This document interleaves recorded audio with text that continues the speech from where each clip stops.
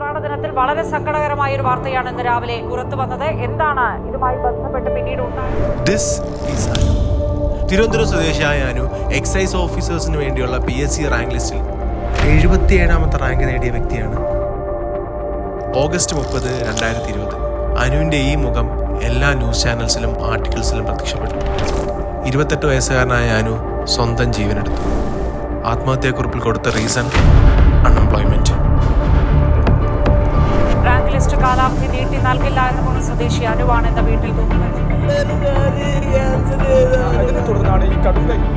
അൺഎംപ്ലോയ്മെന്റിന്റെ correct severity അറിയണമെങ്കിൽ 2024 ഇറങ്ങിയ periodic labour ഫോഴ്സിന്റെ സർവേ നോക്കണം.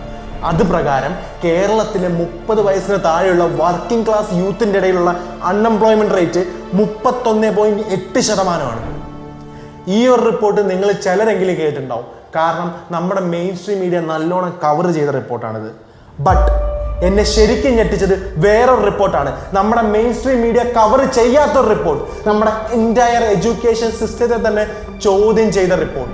നിങ്ങൾക്ക് എഴുതാനും വായിക്കാനും അറിയില്ലെങ്കിൽ, അതായത് നിങ്ങൾക്കൊരു 2ാം ക്ലാസ്സുകാരനെ പോലും വിദ്യാഭ്യാസം ഇല്ലെങ്കിൽ, നിങ്ങൾ അൺഎംപ്ലോയിഡ് ആകാനുള്ള ചാൻസ് 3.4% ആണ്.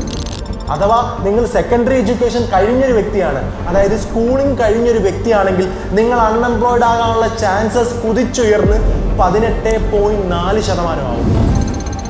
അതോ നിങ്ങൾ കോളേജ് എഡ്യൂക്കേഷൻ കഴിഞ്ഞൊരു വ്യക്തിയാണെങ്കിൽ നിങ്ങൾ അൺഎംപ്ലോയിഡ് ആവാനുള്ള ചാൻസസ് കുതിച്ചുയർന്ന് 29.1% ആവും. അതായത് പഠിക്കും തോറും ജോലി കിട്ടാനുള്ള ചാൻസസ് കുറഞ്ഞു വരുന്നു.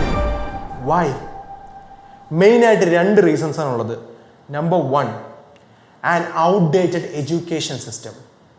രണ്ടാമത് നിങ്ങളാണ്. അതെ, ഈ കണ്ടുകൊണ്ടിരിക്കുന്ന നിങ്ങളും ഇതിനൊരു കാരണമാണ്.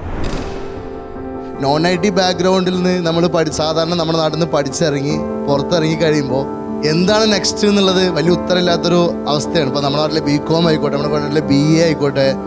എന്തുകൊണ്ട് പറയാന്ന് വെച്ചാൽ എൻ്റെ ബ്രദർ, ഞാൻ ഓൾറെഡി യൂട്യൂബ് വീഡിയോയിൽ ഇവിടെയൊക്കെ പറഞ്ഞിട്ടുണ്ട്, എൻ്റെ ബ്രദർ BA ഇംഗ്ലീഷ് കഴിഞ്ഞ് ഇറങ്ങിയ ആളാണ്. അപ്പോൾ ആള് പുറത്തിറങ്ങിയിട്ട് ഒരു വഴിയില്ലാതെ നിൽക്കുന്ന സമയത്ത് കുറേ കാലം നാട്ടിലും വീട്ടിലും എല്ലാവരെയും ഓരോരോ എന്താ പറയുക പ്രശ്നങ്ങൾ കേട്ട് അവസാനം ആണ് ആള് പല ഫീൽഡ് ട്രൈ ചെയ്ത്. ഈവൻ നെറ്റ്വർക്കിംഗ് ട്രൈ ചെയ്ത്, ഹാർഡ്വെയർ നെറ്റ്വർക്കിംഗ്, പിന്നെ മൊബൈൽ സർവീസിങ്, പല ഫീൽഡ് ട്രൈ ചെയ്ത്.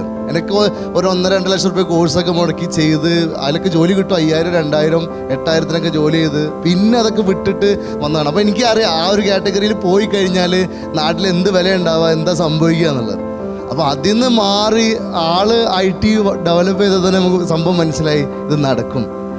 അതായത് നമ്മുടെ ബാക്ക്ഗ്രൗണ്ട് അല്ല വിഷയം, നമ്മൾ റെഡി ആണെങ്കിൽ, നമുക്ക് വർക്കൗട്ട് ചെയ്യാനുള്ള മൈൻഡ് സെറ്റ് ഉണ്ടെങ്കിൽ നടക്കുമെന്ന് എനിക്ക് മനസ്സിലായി. ഇനിയും ഒരുപാട് ചെറുപ്പക്കാർ, ഈ പറഞ്ഞ പോലെ ഒരുപാട് ചെറുപ്പക്കാർക്ക് ജോലിയില്ല, അല്ലെങ്കിൽ അടുത്തൊരു ഇൻകം കിട്ടാനുള്ള വഴിയില്ലാത്ത അവസ്ഥ ഉണ്ട്. അത് വല്ലാത്തൊരു അവസ്ഥയാണ്. പക്ഷെ ഒരു കാര്യം എനിക്കറിയാം, ഈ കോളേജിലുള്ള മെജോറിറ്റി വരുന്ന കുട്ടികൾക്ക് പോലും കോഡിങ് അറിയില്ല. 120 പേരുള്ള കമ്പ്യൂട്ടർ സയൻസ് ഡിപ്പാർട്ട്മെൻറ്റിൽ ഒരു 4-5 ആൾക്കാർ മാക്സിമം കോഡിങ് അറിയാവുന്നവരുണ്ടാവുള്ളൂ. നിങ്ങൾക്ക് കോഡിങ്ങിലേക്ക് വരാൻ താല്പര്യമുണ്ട്, പക്ഷേ നിങ്ങൾ പേടിച്ചിരിക്കുകയാണ്. കാരണം നിങ്ങൾ പഠിച്ചത് ബയോളജി സയൻസ് ആണ്, ഹ്യൂമാനിറ്റീസ് ആണ്, നിങ്ങളൊരു ഗ്രാജുവേറ്റ് അല്ല. ആരും പേടിച്ചത് വേറെ എന്തോ സംഭവമായിട്ട് അങ്ങനെ നിൽക്കേണ്ട ആവശ്യമൊന്നുമില്ല. ആർക്കും എപ്പോഴും ഇതിലേക്ക് വരാൻ പറ്റും.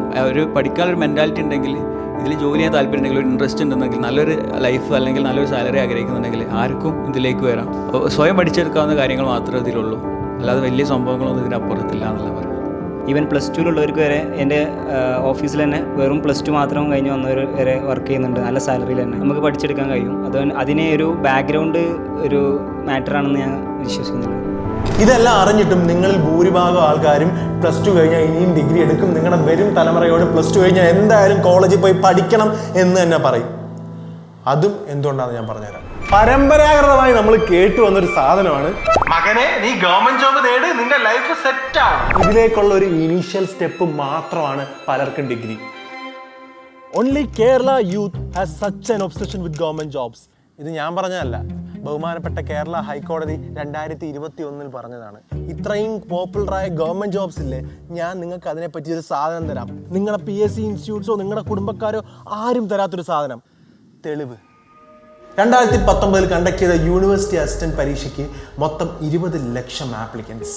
അതിൽ ഫൈനൽ റാങ്ക് ലിസ്റ്റിൽ ഇടം നേടിച്ചത് വെറും 2024. അപ്പം അക്സെപ്റ്റൻസ് റേറ്റ് എന്ന് വെച്ചാൽ 2024/20 ലക്ഷം, അതായത് 0.1%.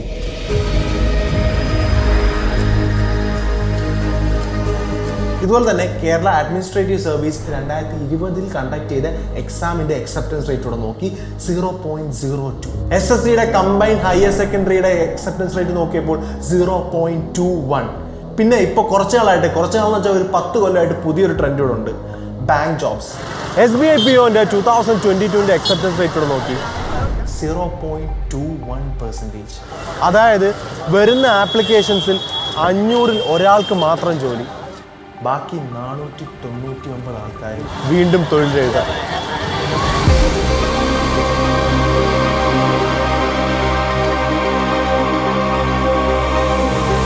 ഈ എക്സാംസ് ഒക്കെ 1-2 കൊല്ലം കഷ്ടപ്പെട്ടിട്ടാണ് ആൾക്കാർ ക്രാക്ക് ചെയ്യുന്നത്. എന്തിന്? ഈ സാലറി കണ്ടിട്ടാണോ? അതോ സൊസൈറ്റി ഒരു വില കിട്ടുമെന്ന് പ്രതീക്ഷിച്ചിട്ടാണോ? അതോ കുടുംബക്കാരെ സമാധാനിപ്പിക്കാനാണോ? നിങ്ങളുടെ ഉത്തരം ഏതായാലും ഇനി എനിക്ക് പറയാനുള്ളത് നിങ്ങൾ ഇതുവരെ കേൾക്കാത്തൊരു കാര്യമാണ്. നിങ്ങളോ നിങ്ങളുടെ പാരൻസോ ഒന്നും കേൾക്കാൻ ഇഷ്ടപ്പെടാത്ത, ഒരുപക്ഷെ അക്സെപ്റ്റ് ചെയ്യാൻ മടിക്കുന്നൊരു സത്യം. അതാണ് എനിക്ക് പറയാനുള്ളത്. 1991 ഇന്ത്യ എക്കണോമി ഓപ്പൺ ചെയ്തത്. അതിനുശേഷമാണ് ഇന്ത്യയിലേക്ക് ഫോറിൻ ഇൻവെസ്റ്റ്മെൻറ്റ് വന്നു തുടങ്ങിയത്. നമ്മുടെ പാരൻസ് ചെറുപ്പത്തിൽ കണ്ട ജോബ് ഓപ്പർച്യൂണിറ്റീസ് അല്ല ഇപ്പോൾ ഉള്ളത്. ആ ടൈമിൽ നമ്മളെ പാരൻസ് നോക്കുമ്പോൾ സൊസൈറ്റി നല്ല വിലയുള്ളത് ഗവൺമെൻറ് ഉദ്യോഗസ്ഥർക്കാണ്, നല്ല സാലറി കിട്ടുന്നതും ഗവൺമെൻറ് ഉദ്യോഗസ്ഥർക്കാണ്. ബട്ട് ഇപ്പോൾ അങ്ങനല്ല. പിന്നെ എന്തിനാണ് ചെറുപ്പം മുതലേ ഗവൺമെൻറ് ജോബിന് വേണ്ടി നമ്മളെ പാരൻസ് നമ്മളെ ഫോഴ്സ് ചെയ്യുന്നത്? നമ്മുടെ പാരൻസ് നമ്മുടെ നല്ലതിന് വേണ്ടിയായിരിക്കാം പറയുന്നത്. ബട്ട് നമ്മൾ ഏത് കോഴ്സ് എടുക്കണം, ഏത് കോഴ്സ് എടുത്താലാണ് നമുക്ക് ഫ്യൂച്ചറിൽ ജോബ് ഓപ്പർച്യൂണിറ്റീസ് ഉണ്ടാവുക എന്നൊന്നും നമ്മുടെ പാരൻസോ വകയിലെ അമ്മാവന്മാരോ അല്ല തീരുമാനിക്കേണ്ടത്. നമ്മുടെ നാട്ടിൽ ഭൂരിഭാഗം ആൾക്കാരും ചെയ്യുന്നത് എന്താണ്? +2 കഴിഞ്ഞാൽ കുറേ കോളേജസിൽ അങ്ങ് അപ്ലൈ ചെയ്യും. എന്നിട്ട് ഏതിനകത്താണോ കിട്ടുന്നത് അവിടെ അങ്ങ് ജോയിൻ ചെയ്യും. വീട്ടിനടുത്തെങ്ങാനും കിട്ടുവാണെങ്കിൽ അത്രയും നല്ലത്. നമ്മളിൽ എത്ര പേര് നമ്മൾ പഠിക്കാൻ പോകുന്ന കോഴ്സിൻ്റെ ഫ്യൂച്ചറിലെ ജോബ് ഓപ്പർച്യൂണിറ്റീസ് എന്തൊക്കെയാണെന്ന് നോക്കിയിട്ടുണ്ട്? അതൊക്കെ വിട്, നമ്മൾ പഠിക്കാൻ പോകുന്ന കോളേജില്ലേ അതിൻ്റെ പ്ലേസ്മെൻറ്റ് ഹിസ്റ്ററി തറവായിട്ട് നോക്കിയിട്ട് പോയ എത്ര പേര് നമ്മുടെ കൂട്ടത്തിലുണ്ട്? നമ്മളിവിടെ ചൂസ് ചെയ്യുന്നത് അടുത്ത 3-4 കൊല്ലം എവിടെ സ്പെൻഡ് ചെയ്യുമെന്ന് മാത്രമല്ല, നമ്മുടെ ജീവിതം എങ്ങനെ ജീവിക്കുമെന്ന് കൂടിയാണ്. ഈ വീഡിയോ കാണുന്ന പലരും കോളേജ് കഴിഞ്ഞിട്ടും അവർക്ക് വേണ്ട ലൈഫ് അച്ചീവ് ചെയ്യാൻ പറ്റാത്ത ആൾക്കാരായിരിക്കാം. ഇനി ഞാൻ പറയാൻ പോകുന്ന കാര്യം അങ്ങനെയുള്ളവരുടെ ജീവിതം മാറ്റിമറിക്കാൻ കേപ്പബിലിറ്റി ഉള്ളതാണ്. ബ്രോക്കാബിൽ ഈടെയായിട്ട് നമ്മൾ 1500 പ്ലേസ്മെൻറ്റ്സ് സെലിബ്രേറ്റ് ചെയ്തു.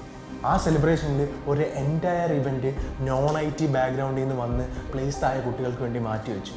കാരണം ഈ 1500 പേരിൽ 70% പറഞ്ഞാൽ ഒരു 1050 പേരും non-IT ബാക്ക്ഗ്രൗണ്ടിൽ നിന്ന് വന്നവരാണ്. അതായത് നിങ്ങളെപ്പോലെ ട്രഡീഷണൽ എഡ്യൂക്കേഷൻ സിസ്റ്റത്തിലൂടെ കടന്നു പോയിട്ടും അവർക്ക് ഡിസേർവ് ചെയ്യുന്ന, അവർക്ക് വേണ്ട ലൈഫ് അച്ചീവ് ചെയ്യാൻ പറ്റാതെ വന്നപ്പോൾ മാറി ചിന്തിച്ചവർ, അതിനുവേണ്ടി വർക്ക് ചെയ്ത് അച്ചീവ് ചെയ്തവർ, ഈ 1000 പേരും ഒരു തെളിവാണ്. നമ്മൾ ചെറുപ്പം മുതലേ കേട്ടുകൊണ്ടിരുന്ന ഒരു കാര്യമല്ല, ഒരു കള്ളത്തിനെതിരായുള്ള പ്രൂഫ്. പണ്ടത്തെ പോലെ അല്ല ഇപ്പോൾ. പേരിനൊരു ഡിഗ്രി എടുത്ത് അല്ലെങ്കിൽ തമിഴ്നാട്ടിൽ പോയി ഡിഗ്രി എടുത്ത് അതും കൊണ്ട് ഏതെങ്കിലും കമ്പനി പോയാൽ നിങ്ങൾക്ക് ആരും ജോലി തരാൻ പോകില്ല. എഡ്യൂക്കേഷൻ അല്ല ഇമ്പോർട്ടൻറ്റ്, സ്കില്ലാണ്. നിങ്ങൾ ചിലപ്പോൾ BCA MCA ഒക്കെ കഴിഞ്ഞൊരു വ്യക്തിയായിരിക്കാം. ബട്ട് റിയൽ വേൾഡ് എന്ന് പറയുന്നത് നിങ്ങൾക്ക് കാണാപ്പാടം പഠിച്ചെഴുതാൻ പറ്റുന്ന ഒരു എക്സാം അല്ല. എംപ്ലോയേഴ്സ് നോക്കുന്നത് എന്താണ്? അവർക്ക് വേണ്ട സ്കില്ല് നിങ്ങൾക്കുണ്ടോ എന്ന് മാത്രമാണ്. ഈ സ്കില്ലെന്ന് പറയുന്നത് നിങ്ങൾ സ്വന്തമായിട്ട് വർക്കൗട്ട് ചെയ്ത് പ്രാക്ടീസ് ചെയ്ത് അച്ചീവ് ചെയ്യുന്നതാണ്, അല്ലാതെ ആർക്കും പറഞ്ഞു തരാൻ പറ്റുന്ന ഒന്നല്ല. പിന്നെ ഒരു കാര്യം, ചില കോളേജസ് ഉണ്ട് കുറച്ചും കൂടി പ്രാക്ടിക്കൽ ഓറിയന്റഡ് ആയിട്ടുള്ള വെൽ എസ്റ്റാബ്ലിഷ്ഡ് ആയിട്ടുള്ള സിലബസ് ഫോളോ ചെയ്യുന്നത്. NIT, IIT അങ്ങനത്തെ കോളേജസ്. അങ്ങനത്തെ കോളേജിലൊക്കെ കിട്ടുവാണെങ്കിൽ നിങ്ങൾ ധൈര്യമായിട്ട് പോയിക്കോ. ഒറ്റ കാര്യം മനസ്സിൽ വെച്ചാൽ മതി, ജസ്റ്റ് മഗപ്പ് ചെയ്ത ഒരു BCA ഗ്രാജുവേറ്റിനെ കാട്ടി ഏത് കമ്പനിയും പ്രിഫർ ചെയ്യുന്നത് സ്വന്തമായി പഠിച്ച് പ്രൊജക്ട്സ് ചെയ്ത് റെസ്യൂമെ ബിൽഡ് ചെയ്ത വ്യക്തിയായിരിക്കും. അതിപ്പോൾ ഡിഗ്രി ചെയ്തത് മാത്സിലോ ഫിസിക്സിലോ, എന്തിന് ഡിഗ്രി വേണമെന്നേ ഇല്ല. നിങ്ങൾക്ക് സ്കില്ലുണ്ടോ, നിങ്ങൾക്ക് ജോലി കിട്ടിയില്ല. വർഷങ്ങൾ ഒരു എയിമിന് വേണ്ടി ഡെഡിക്കേറ്റ് ചെയ്യുന്നതിന് മുമ്പ് നിങ്ങൾ വേറെ എന്തൊക്കെയാണ് ഓപ്ഷൻസ് ഉള്ളതെന്നുകൂടി നോക്കണം. ഇതിൻ്റെ പകുതി സമയം പോലും എടുക്കാതെ നിങ്ങൾ എക്സ്പെക്റ്റ് ചെയ്യുന്നതിനേക്കാൾ ഇരട്ടി സാലറി കിട്ടുന്ന ഓപ്പർച്യൂണിറ്റീസ് നമ്മുടെ ചുറ്റുമുണ്ട്. അത് നേടാൻ ആർക്കും കഴിയുമെന്നതിനുള്ള പ്രൂഫാണ് ഈ 1000 പേരും നിങ്ങളിപ്പോൾ കണ്ടുകൊണ്ടിരിക്കുന്ന ഈ യൂട്യൂബ് ചാനലും.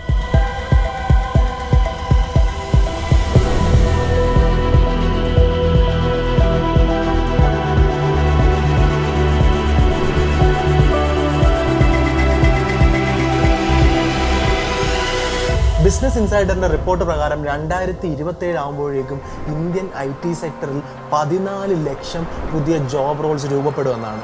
1000 പേര് അപ്ലൈ ചെയ്യുന്നതിൽ ഒരാളെ മാത്രം എടുക്കുന്നതിന് വേണ്ടി ടൈം ഡെഡിക്കേറ്റ് ചെയ്യണോ, അതോ ഇതിൻ്റെ പകുതി ടൈം പോലും എടുക്കാതെ നിങ്ങൾ വർക്ക് ചെയ്യുവാണെങ്കിൽ, നിങ്ങളെ സ്കില്ല് ഡെവലപ്പ് ചെയ്യുവാണെങ്കിൽ ജോബ് കിട്ടും എന്ന് ഉറപ്പുള്ള പാത ചൂസ് ചെയ്യണോ?